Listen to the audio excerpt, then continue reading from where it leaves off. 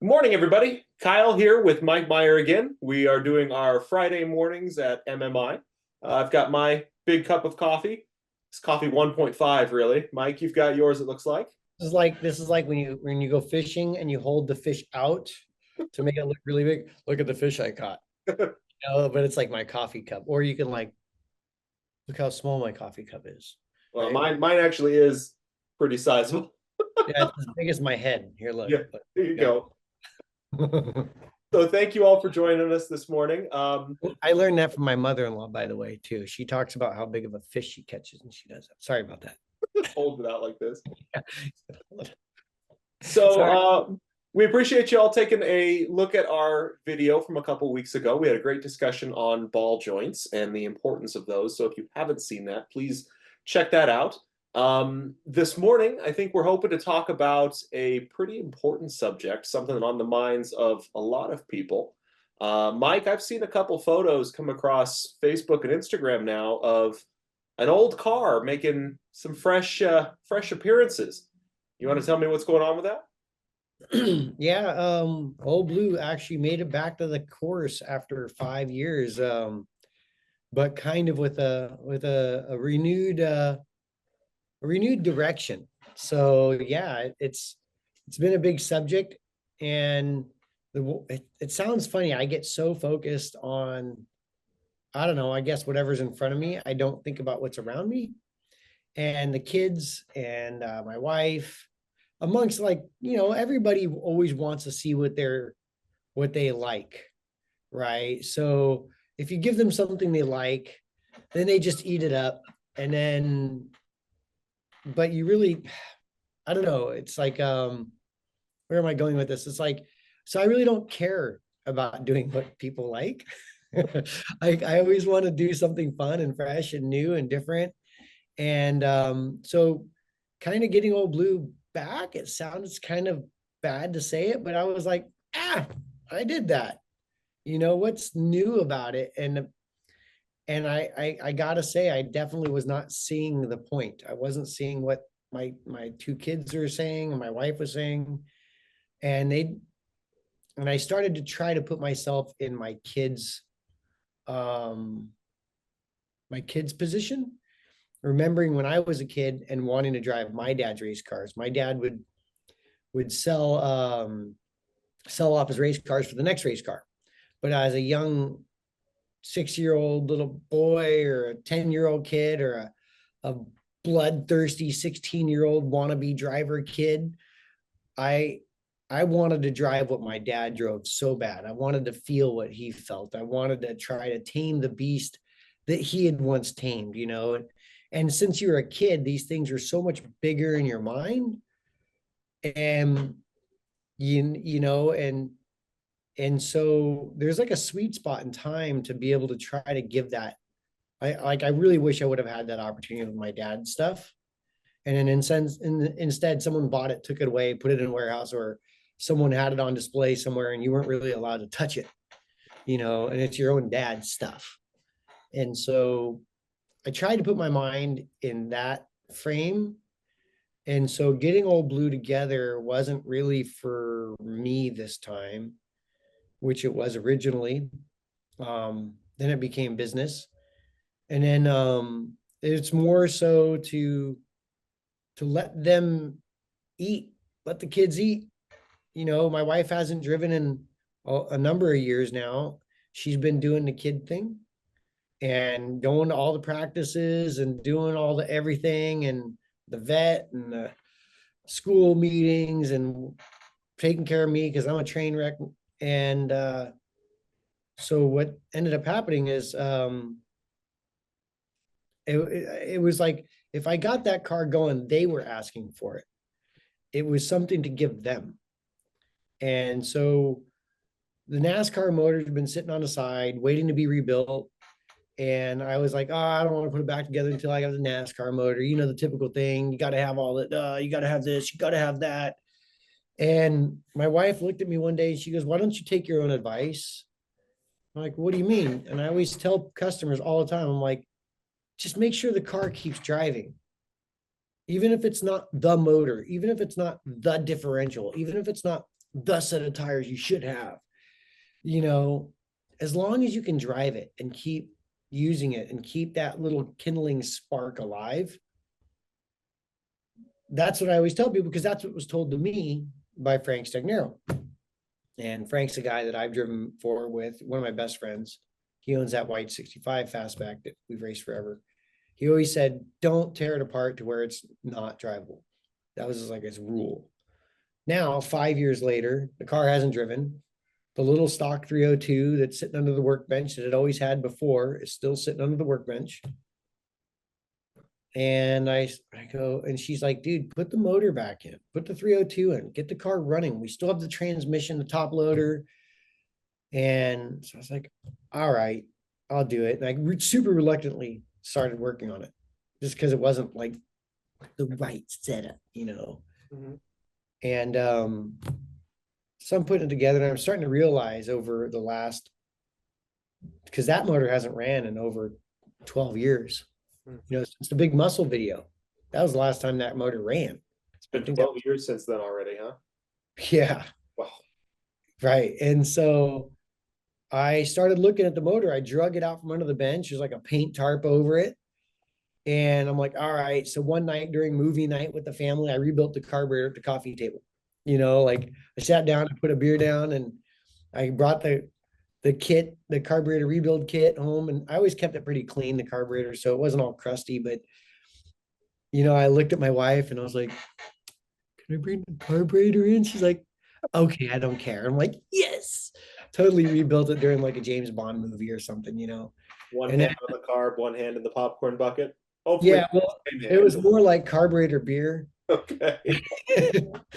But then I'm like looking at it, I'm like, oh man, I gave all my pulleys away. I gave my power steering pump away because, you know, customers would be in a pickle, right? And they'd have this issue and they're trying to make an event and I don't have one in stock. So I got one on my car. Let me go get that. But I haven't used that motor. So it's all good. I'll figure it out.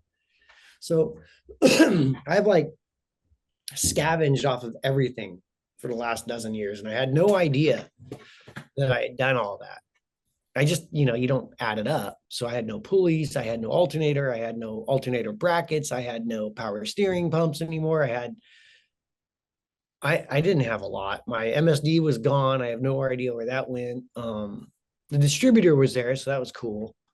I had my top loader. The top loader was originally out of my yellow car. And so I just started piecing things together. And this motor had never been in the car with the Mod 2 front suspension. So I didn't have motor mounts. I didn't have the exhaust. I pulled the exhaust out of the rafters and it was super crusty. Even my son and everybody's like, Dad, you can't put that on.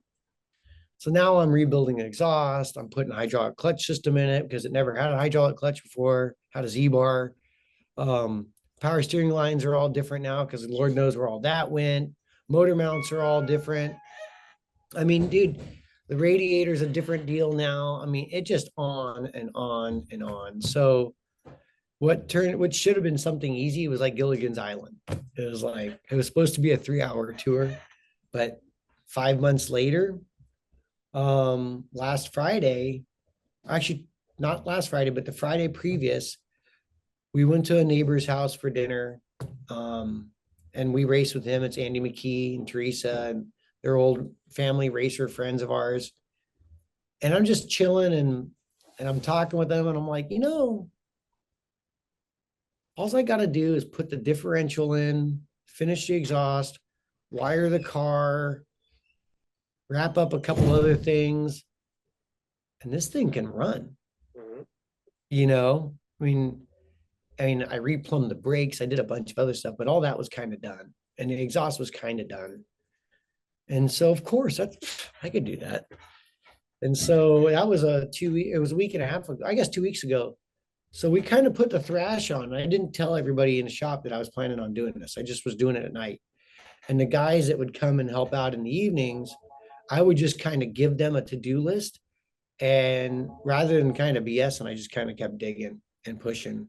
And next, you know, a buddy of ours came down, and Michael Ansel Jr., it's the son of one of the other guys I drive for, came and put the wiring together. Dylan was helping with the wiring at night. Um, we just kept digging. Next thing you know, the autocross is Saturday morning. The kids don't even know if they're going to drive. They don't even really know what's up. And Brienne's not planning on driving. We're not even entered in the event. And I send a text to the powers that be at the autocross, and I'm like, hey, I might have Old Blue ready. Would you mind if I late entry? Still didn't say anything to the kids. Friday at 4, probably 4:30, it started for the first time in 12 years, that motor. I had no idea if this thing was going to blow smoke. I had no idea, nothing. And we had to go through a couple of MSDs because the MSD we had was from the NASCAR motor. And apparently that vintage of NASCAR motor, the 2008 era, that era was like the golden age, I think, of NASCAR, because teams were making their own transmission internals. Teams were making their own internal shocks. Teams were making their own chassis. Teams were making their own freaking everything. And it was really amazing. They're just doing so much handmade everything. It was really cool. So this ignition box, we called up MSD, and they didn't have a schematic for all the wires that were coming out of this MSD box. And so we couldn't get it to work with this ignition system. So Frank was going to the autocross. He stopped by. In there was like a fresh 1972 MSD unit that he had recently sent back to have tested as a spare. Scavenged that, put that in the car. Dylan put that together while I was working on a customer car. And next thing you know, I heard the thing like kind of pop, like, you first time you turn it over and just see if the ignition works, and it fired. And no, he turned it over and I heard the zapping of the coil because he had a wrench in it, a screwdriver. And we were like, oh. So we all stopped working on the customer car, went over there, and we started it. And with the sound of fresh V-belts squealing like you can't believe, the thing came to life. And it was pretty cool, honestly. It was pretty cool. It overheated almost immediately. So we pulled the motor before because it was overheating. That was one of the main things. And it turned out the thermostat was bad. So we just freaking hucked that out. Don't need that. Put a new gasket in, no thermostat. Everything was hunky dory. And we went to the autocross. The kids are like, Mick's like, okay, so what's the plan? My son, he's like, so are we going to work on like springs and shocks and bars and like, we're going to do all this stuff, right? I'm like, dude, if it doesn't completely like puke after the first lap, I'll be juiced. And the first lap is like drive up and down the runway. And he's like, okay. So like after the first like lap, so like, what's the plan? Are we gonna work on sway bars first? He's like all in, right? And I'm like, Mick, I'm gonna drive it to the practice course and I'm gonna idle it around the practice course. And once I idle it, then I'm gonna probably fix like 18 things because something's gonna fall off. I swear it. And then he's like, okay, so after everything falls off and you fix it, we're like, so-and-so's there, so-and-so's there, so-and-so's there. We're going to win and we're going to do this. I'm like, dude, the thing's got like on a cold day, 250 horsepower with a tailwind. And he's like, all right, Dad. And then so, of course, Lily's there. And this is kind of getting into what the whole opening sentence. And I'm sorry I'm running on. No, you're good. And for those who don't know, Mick and Lily are Mike's kids. Yeah, Lily has been riding ponies and she's super competitive and she'll work at the barn nonstop. And every extra second, she's elbows up, bucking hay, going nuts, getting dirty, riding multiple horses. And Mick's been riding a lot of bicycles at college right now. So they're both really competitive. But Lily absolutely likes to prod Mick. Typical sibling thing. Mick gets super pissed. I don't see why Lily's doing this. And Lily's like, ha, ha, ha, ha. Right? It's like this whole thing. It's great. But Lily's 15 and a half. And in Mick's eyes, Mick's been waiting years for this. and he hasn't gotten a chance really to drive the car yet. He drove it once when he was 12 with a NASCAR motor, but was just up and down the runway and just kind of let the clutch out, let the clutch out, learn how to drive the clutch. Sure. So Mick's been having this grow in his mind this day for years. And Lily's like, the car's blue and pretty. I want to drive it, and Mick's like, oh my God, you so don't even understand it, right? And I'm like, dude, it's just a car, and I hope it doesn't explode or burn this weekend, Mm-hmm.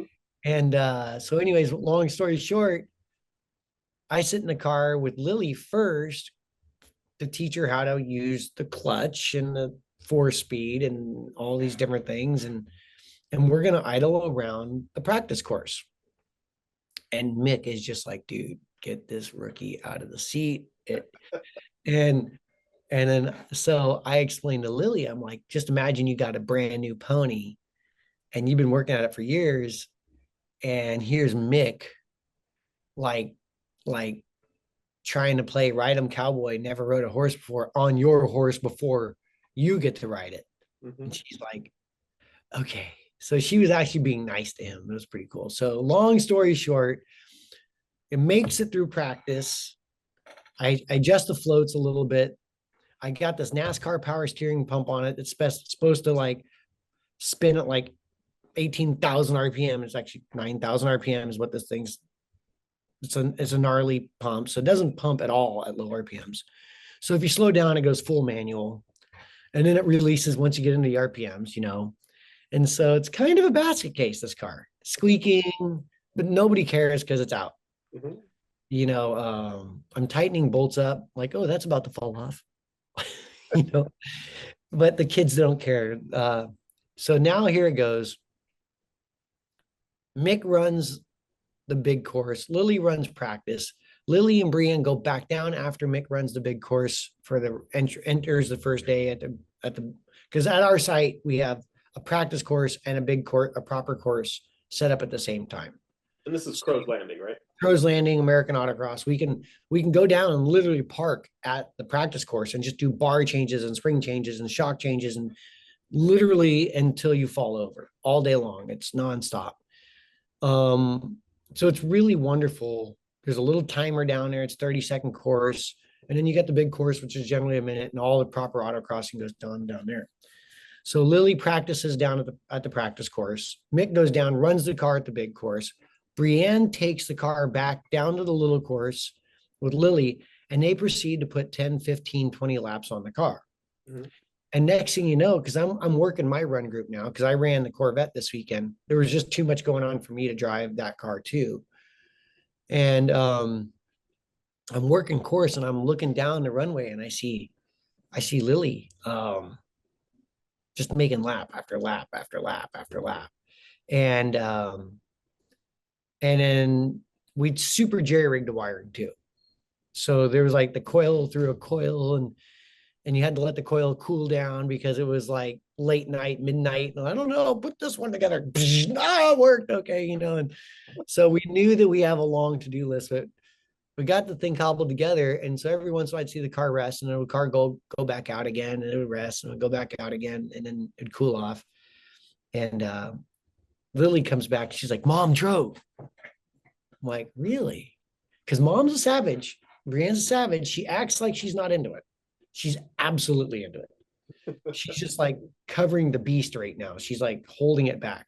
So she runs a couple laps and Lily's like, Mom can drive. And I'm like, yeah, Mom can drive. She didn't win 4 championships for nothing. It's like, it wasn't like a lucky 1 or a double lucky 2. She like boom, boom, boom, hammered it, right? And so Brienne comes back in and she's like, I'm going to drive tomorrow. I'm like, whoo, Mama's going to drive. Next thing you know, next thing you know, we all go home. Saturday comes around or Sunday comes back. We get there. I'm registering and Lily's debating on whether she's going to run a little course and just be cool today or the big course. And remember, Lily's competitive and she's got this whole thing about points and all this stuff and whatever, just having fun. But she goes, I don't know if I should be running a big course. I said, Lily, if you run, you get points. And she's like, all right, we're running a big course. So he's in like Flynn. So now Lily's running a big course, and I got the NASCAR gear set in the back. So it's a 400 gear set. So since this motor only runs to like 6,000 RPM, you got to get the third gear. It's like way too low for a normal autocross. So Lily has to go first, second, third, and then she's doing all the clutch things. And so her feet are like stepping on every pedal at the same time. She's like looking for gears, and then she's forgetting about even shifting. She reaches back on the steering wheel. She's trying to figure out which pedal to push. And so I just grab over and I put it in third for her. And then next thing you know, the clutch comes out and she's off. And next thing you know, tires are sliding around and she's getting more amped and more amped. And the car makes it through all of that. Next thing you know, Mick gets in the car and he is like on kill. He has no idea. He's just like red mist. Nobody can talk to Mick. He's and Brienne's out there running and it was just like the turmoil of it all. Like everything was so it was so fun to watch Junior want to win so bad. It was so fun to see Brienne get Mama Bear in the car. You know, I mean, like Mick wasn't, I mean, he was there, but he was really young. Lily was really young. They never saw that literally Brienne was one of the best co-drivers I've ever had. She was so in tune with the car. She and I over the years started to speak the same language with respect to she knew if the car did this for her, I would want the car like that. So she'd get done with her lap and she'd tell me the adjustments to make. So I had the best opportunity in my lap. And then I would redo that for her. I mean, so there was a lot of years of that. And so Brienne's letting out these little tidbits throughout her run group. And it's like, it's in there still, you know? And then we got home, it was really busy. And I think a couple days went by and I started to kind of understand like why I put the car together, why they wanted the car to go together. It's that community. It's that experience of bringing the people together. And we think of so much about the ideal motor, the ideal this or the ideal that. Here, literally, this motor is a $1,200 motor. I've got a top loader in there. I bought, shoot, dude, it was like 25 years ago. I got that top loader for like $800. And it's in the car again. And everybody's got these emotions coming out. And they're all positive and everybody's got a plan for the next one. I'm not even saying anything. They're like, Brienne's like, okay, so we got to get this, got to for the trailer. She's all excited and I want to drive this and I want to do that. What events are we going to run? Mick's like, you know, trying to analyze tire wear and learn about that. Lily's going to family friends saying, don't tell my parents, but it was really fun. You know, I mean, like, it's pretty cool. So all of a sudden, you know, blue's back in a new light. I mean, we have a lot of things. I have a lot of things I want to do to it, but what an interesting tool to bring a family together, right? And that's the story with everybody's Mustang. It seems like I'm doing this to be with my kids. I'm doing this to have something like a big model. I mean, everybody's got their story behind their car. And right now, Old Blue is our family truckster. And it's, you know, we'll run it with the whole family. And it couldn't, I don't think it could, you know, like you can run the whole day on that motor and not worry about valve springs, not worry about dog rings in a CNR gearbox, right? You just run it. And heaven forbid, we can go to dinner in it now. Mm-hmm. You know, you can go to the gas station and put gas in. I'll happily pay California $5 a gallon instead of the 13 or 14 bucks a gallon it cost before with the other fuel, right? Sure. So kind of rad. It like opens up the community again, you know? Well, what a roller coaster of emotion it sounds like, right? I mean, as you were telling that story, I think back to when I was working on my car. When you get started on a project like that, the list is long. It's almost insurmountable at times, right? You look at this thing that's sitting before you and you try to decide, where do you even start? And when you start there, there's a million other things that need to be done. And there's a lot of blockage, for lack of a better word there. There's a lot of, I'm just not going to deal with this. I don't have the time. I don't have the money. I can't do it the way that I envision in my head doing it. And yet you were able to power through that, which is exceptionally interesting because you do this all day, every day for customer cars. And so you were literally burning the midnight oil to try and get this car done. I guess my first question is, knowing that you got this result is hindsight is 2020, right? It's awesome. We're glad that it worked out that way. But when you were just getting started and looking at this car that had been kind of haunting the back of the shop for 5 years, what really got you going? What was the thought? What was the motion? What got you back working on that car, willing to spend time away from family and at the shop wrenching on this? You know, I think I'm gonna throw you for a loop on this one. I really didn't care to do it at all during the entire time. Like I was like, it's another job, it's another thing, and I just need to check this one off the box. I mean, like lately, you know, I mean, honestly, you go through all these you get stuck in your day. You know, I got to get these control arms done for Bob. I'm behind. I didn't get all the subframe connectors done that I should have done today. Did you call back so and so? And it becomes a checklist. Mhm. And little things started kind of, I had to shift my head a little bit. You know, I wasn't stoked about not running the NASCAR motor. I just wasn't stoked about it. And I'm like, okay, the 302. So if I do the 302, what would make it fun? Well, I got the stock tri-Y headers that came on it. I mean, like that when I bought the car, it had these crusty old tri-Ys. I still have them. That's what's on it now. Okay. So I'm going to paint them white. I'm going to make it kind of vintage looking. Sure.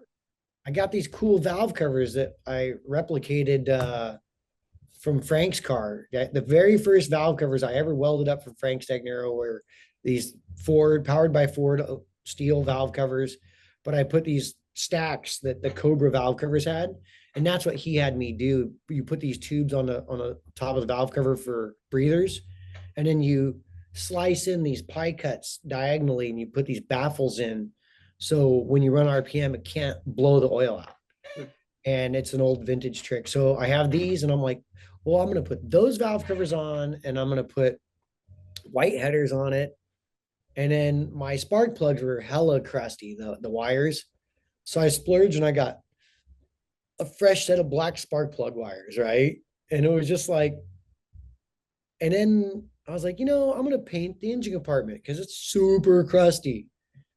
And then the other thing that was kind of interesting was I started really getting irritated at myself.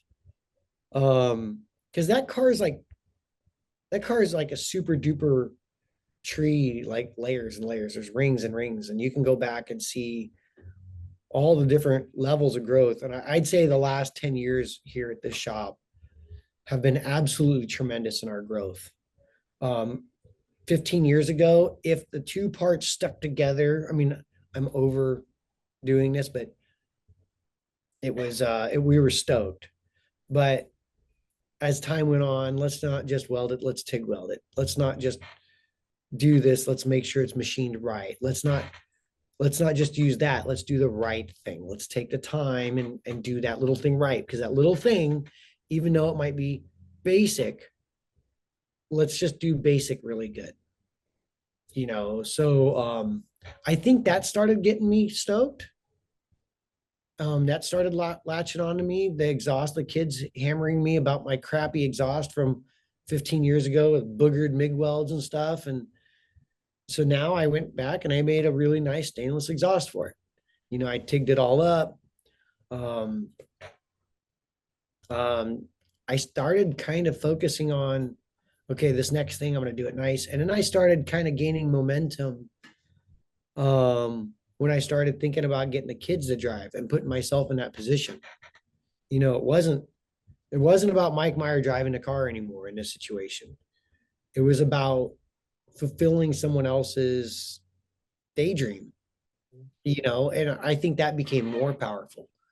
Whereas all these years previous, that car was my daydream. And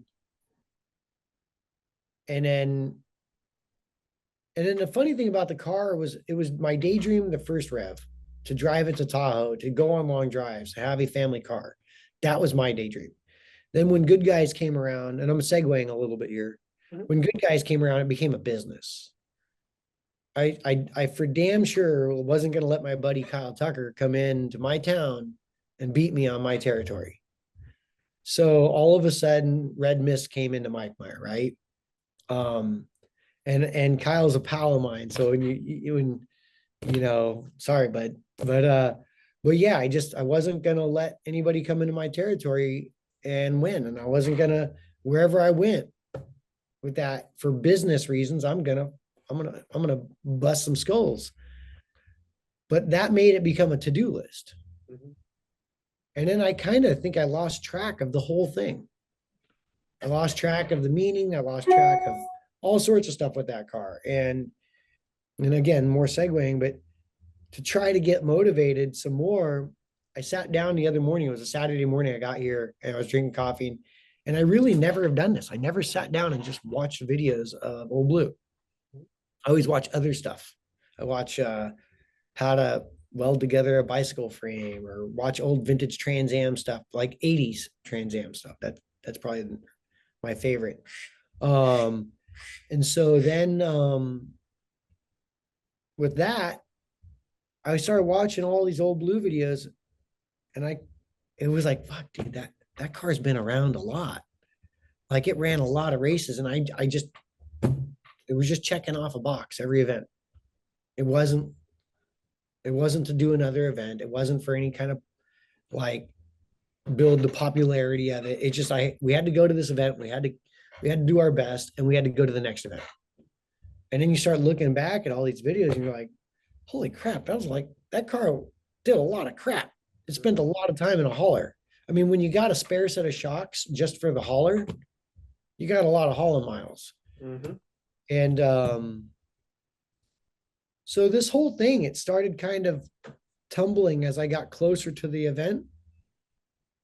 And I started reaching back into my background, imagining myself and my dad. And that started pushing. I don't know. Yeah. So, and then now I'm like super juiced, about the stock 302 thing. And you're rediscovering what everybody else had been watching the whole time. I mean, that is an inspiration to so many people, myself included, right? It's exciting to see it back out again. And it's fun to hear you sort of reconnecting with that experience. And it sounds like sharing that experience with the next generation. What it meant to you previously is maybe no longer what it means to you now. Talk to me about the experience of seeing the family in the car and seeing the kids take the wheel and to be able to relive that. I mean, for Mick, I'm sure it was a great chance to see what, Dad was driving back in the day. For Lily, it was a chance to wheel it. And for Brienne, it was a chance to rediscover, it sounds like, the joys of racing. So what was it like now that it's fired, now that you've spent the time on it? What was it like seeing the family in the car? It was really cool. Like you said, each person had their own story. I with Mick, I've often busted Old Blue in the chops because as a racer, it's never good enough. So a lot of what he heard was, oh, I didn't win that event. I lost by 1/10 of a second. The car, it wasn't working right there, or I got it to work pretty good, but this could have, or that, that rhetoric, that tone, he remembers that. Mm-hmm. But he also walks through the shop and sees a bunch of trophies from Old Blue. So Old Blue is this great thing, but he's heard in the back of his mind, but he's kind of tamped that away. So this weekend, the car is absolutely a basket case. I mean, like, dude, the belts were squeaking. Like there's rubber all over the front from the power steering belt and things just shaving. I mean, it was pretty lucky it finished, but there were things about it that were a lightweight train wreck, straight up. And then but it pulled together like Old Blue does. And it went through, I don't know, 30 laps this weekend or something like that. So Mick gets done, he goes, Dad, I see what you mean. It's kind of a bucket. But at the same time, the funny thing is his times were right there with a 250 horsepower motor, Mm-hmm. and a car that hadn't driven in 5 years. I literally hasn't moved. Because he took what, fourth place? I don't even know what position he got, It was. but I saw the rankings and it looked pretty good for a low horsepower motor for the first time on the road in 5 years. yeah, that's I kind mean, it was like surprisingly good.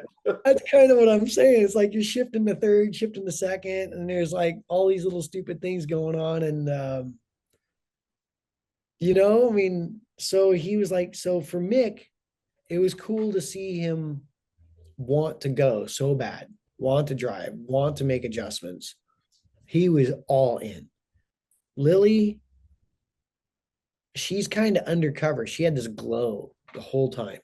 And she's so proud to be one of the few kids at school that knows not only how to drive a clutch, because that's like a thing now, right? But she knows how to warm up a four barrel that has no choke, right? Or anything. You got to keep the idle up for a while until it warms up, and she's just proud to it sounds funny. She just was glowing because I think she sees the craft. I think she's appreciating doing doing what we do a little more every day. The more she realizes what we do is so odd, and so she's starting to see that what her parents do is kind of unique. And the fact that we use vintage machines and new machines, and we're competitive because we don't just buy the best thing, we hone our craft. So you could see this glow and this little ball of smiley energy like soaking that up. So with Lily, that was really cool. And then with Brienne, the mama bear thing. Mama bear is a big thing with her, and all you moms out there for sure would understand that. And Mick was just over frying on like, okay, so the car might have a push here and it's going to do this and to do that. And he's just, and then so I walked by Brienne just in a glancing pass, and I go, how's the car? Because if it's a bucket, she'd tell me. Mm-hmm. She goes, it's actually pretty good, and I like it more without the rear spring rubbers. So let it ride. Because Mick's just, so I need to know how hard to push, for them, because I'm not driving at the moment. And and that just that tone, that energy of confidence, of tenure was really cool. That was really cool. So with that being said, there was more than enough to fill my bucket. There was no need for me to drive. Mm-hmm. You show up to events to fill your bucket. And some of us, crew chiefing is, a bucket that's their bucket. Some of us driving, some of us just spectating. You fill your bucket in different ways. And me that day, my bucket was full, and there was no need for me to jump in it because I was just having a good time. It was just so cool. So let me ask you this then. You have a racing family. You were born into a racing family. Racing has been in your pedigree for your entire life. What advice would you give the guy who maybe just inherited a Mustang or has one that he's been really passionate about, and he wants to share that passion with the rest of his family. It's so hard, I think, these days to get kids off their phones and maybe learning how to drive a stick for the first time or discover anything beyond Instagram and Facebook. What advice would you give the guy who wants to try to get his family involved in this and to share that passion and that excitement for it? Well, I think you go back to when you're, you know, when you're a young parent, let's just say, or I'm going to start with parenting real quick and I'll try to make it quick. But the parenting thing is your kids don't know if they like soccer. They don't know that they like little league. They don't know if they like gymnastics. You just put them in because you want your kid to be social. You want to have like your 7th birthday party with a bunch of weird gymnastics parents and kids running around, and then you got to do all the dishes. I mean, nobody knows that they're into that, right? And so, of course, what we tend to do as humans is we fall into the easy rut. We absolutely, and if there's any like pushback, it's kind of sucks to deal with pushback. But as a young person, as a really young kid, I didn't know. I just knew I got a feeling around racing, and I just wanted to lean in towards that feeling, but I didn't really know what it was. And my dad was actually done racing by the time I was 12. And before that, he was definitely only doing one race a year for that time because my dad started racing in the late 50s. So he was at the end of his career by the time I was coming of age. So I really didn't get a lot of that. I was really young when my dad was still doing it. And so I would sit there and say, since you don't know what your kids are into or your family's into, it's almost like you gotta, like when your kid doesn't want to do homework or when you don't want to do homework, go out there, do one thing. Have ask your wife to be involved in one thing a week with you. Not 5 hours, like hold this hose, hold this power steering pump while I tighten this bolt, just for me, just for a second. And then what you start doing, have your kid come out, pull this lug nut off, right? Help me with these wheels. And you do these little dabs. And then before you know it, a month later, you've created 10 memories of little dabs. And it's never convenient. It's always a challenge. You're always squeezing it in. But after 4 months, you're starting to build up this little repertoire of memories. And then if you just keep chipping away at it, like every night, Brienne told me, she goes, you're gonna have to go old school, honey. You're gonna have to start working every day on the car. So I shifted it to, okay, I'm not gonna work crazy tonight, but I'm gonna put the power steering pump on today. And then I'm gonna go home and make dinner. Power steering pump didn't take me but an hour messing around with it. Boom, done. I have a wire I need to strip and put a butt connector on. Just one, boom. And then if your kid's around, do that. If your wife's around, one thing. And next thing you know, the car it'll slowly get done. You know, I think it's involving everybody around you. It's and building these little bits of memory, because then when everybody gets older, they're going to have this memory with this car. The car is what pulled you and your kid together to pull the lug nut off. The car is what pulled you and your wife together to go get ice cream. Right? So by you grabbing these people and bringing them in, using the car literally as an excuse to be with that person. Mm-hmm. So Old Blue was really just a tool to make sure our whole family was having a good time together. So that's really what it's about, is making it be your excuse. And the kids with social media and stuff, of course you're going to battle that, you know, because their friends got their ear all day long, right? But if you can get 15 minutes here and there again, that's like a little savings account. Well, I can't imagine a better way to sum up this conversation. I think that's an excellent point and an excellent way to put that. I think we'll wrap it up today there. We've been together for about an hour now. Is there anything else you want to add to this discussion? Dude, I'm totally gonna sneak the car out. I'm gonna take it to the Pro Solo, I think. Yeah? Yeah. I called I called up my son and I'm like, he's entering in a FRS, I think, with a family friend. And I was like, hey, dude, you wouldn't be pissed if I took the car out, would you? I thought that was hilarious. So I'm super stoked to take the car out this next weekend and just run it.